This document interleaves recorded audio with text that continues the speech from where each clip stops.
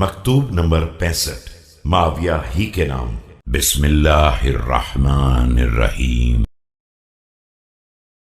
أما بعد فقد آن لك أن تنتفع باللمح الباصر من عيان الأمور، فقد سلكت مدارج أسلافك بادعائك الأباطيل واقتحامك غرور المين والأكاذيب۔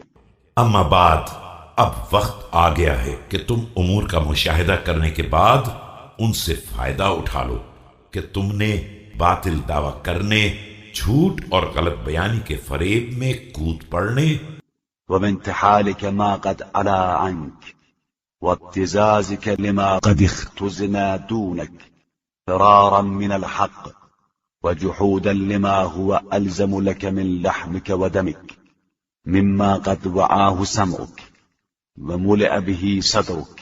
جو چیز تمہاری اوقات سے بلند ہے اسے اختیار کرنے، اور جو تمہارے لیے ممنوع ہے اس کو ہتھیا لینے میں اپنے اسلاف کا راستہ اختیار کر لیا ہے، اور اس طرح حق سے فرار، اور جو چیز گوشت و خون سے زیادہ تم سے چمٹی ہوئی ہے اس کا انکار کرنا چاہتے ہو، جسے تمہارے کانوں نے سنا ہے اور تمہارے سینے میں بھری ہوئی ہے۔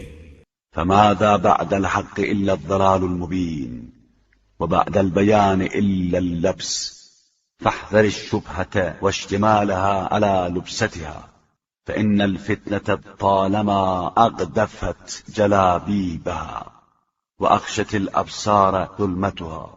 تو اب حق کے بعد کھلی ہوئی گمراہی کے علاوہ کیا باقی رہ جاتا ہے، اور وضاحت کے بعد دھوکے کے علاوہ کیا ہے؟